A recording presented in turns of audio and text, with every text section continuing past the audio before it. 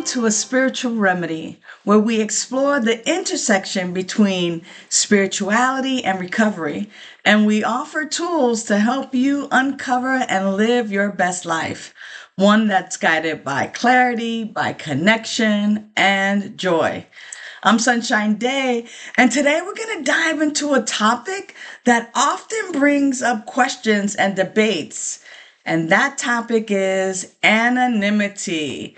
Yeah, so what does it really mean? And, how does it work in 12-step programs? And how does it relate to social media in today's world?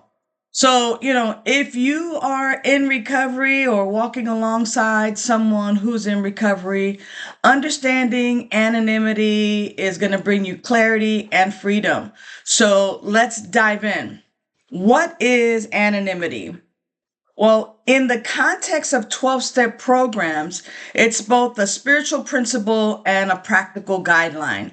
And what I mean by that is that it serves two purposes. One, it's a protection at the personal level. So in 12-step programs, it allows individuals to recover in private and safe spaces, free from external judgment, while keeping personal identities out of the public in association with 12 steps, right? With the 12-step program.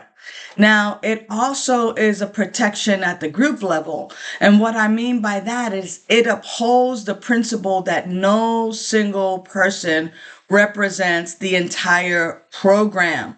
It prevents ego-driven leaderships and personalities, and it keeps the focus on collective recovery rather than personalities and people who are like, hey, I'm the guru here, right? So in a 12-step program, the 12th tradition states that anonymity is the spiritual foundation of all our traditions, ever reminding us to place principles before personalities. At its core, anonymity is about humility, and it shifts the focus from who we are to how we live and grow together in recovery. Now, what does that have to do with social media? I mean, a lot of people, talk about they're sober or they're in recovery or, those kinds of things. And in our digital age, this makes things a little more complex, and it adds a layer of complexity to this idea and this practice of anonymity. Social media is built on self-expression and people sharing experiences and forming connections. But does public sharing that you're sober break anonymity? What do you think? Write down yes or no in the chat.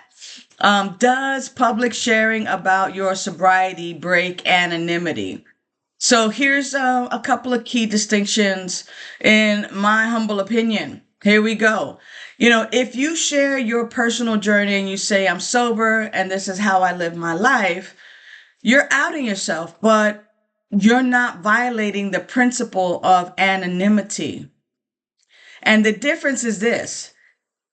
If you publicly state, I'm a member of, and you put in a 12-step program, Smokers Anonymous, Alcoholics Anonymous, Cocaine Anonymous, Debtors Anonymous, and this is how we do it, that's where anonymity is compromised because it ties you with a specific program. And in that program, that's where anonymity is. And so simply sharing, hey, you know what, I'm sober, I don't drink today, I have a spiritual way of living, here's how I do it, that is not breaking anonymity. And the principle is, it's not about secrecy, it's about humility, and it's about protecting the integrity of the program so anyone else seeking help can find it without personal agendas or public figures shaping the message.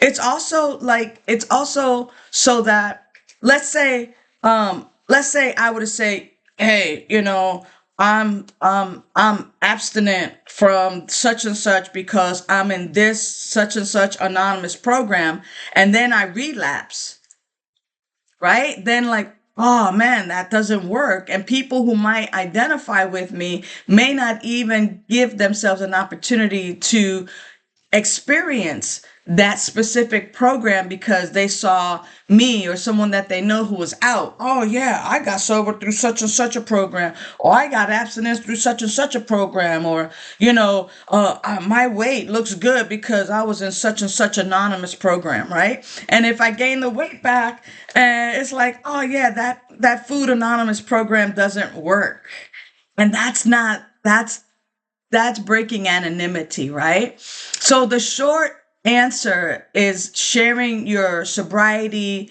or your journey, a violation of anonymity. The short answer is no, as long as you're not representing a specific fellowship.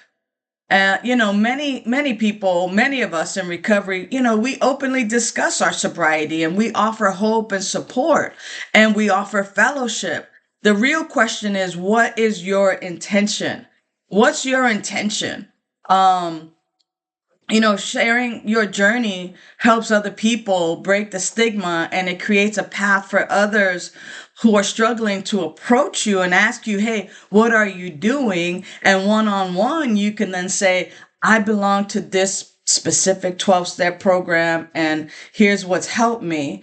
That's different than publicly putting it on blast on social media, right? Now, it's interesting because a lot of people know, when you get the coins, that you get those coins in a specific or in a handful of 12-step meetings. Is that breaking your anonymity? Again, what's your intention, right? Um, it's easy and it can be based in ego. It could be seeking validation or branding recovery as an identity. So it's worth reflecting on whether the principle of anonymity is being upheld in your life and how you break or with uphold this idea of anonymity. Um, Anonymity is a powerful, powerful tool. It's not just for protecting individuals, but it's for keeping that recovery. It's for keeping recovery about the process of recovery itself, not necessarily about the personalities. And whether or not you choose to share your journey publicly, what matters most is that you stay true to the principles that support your growth and your healing. If today's conversation resonates with you, I would love to hear your thoughts. You can write them in the chat or you can share them with me at Vida at vidaslc.org. And most importantly, how do you navigate sharing your sobriety while honoring the principles of anonymity?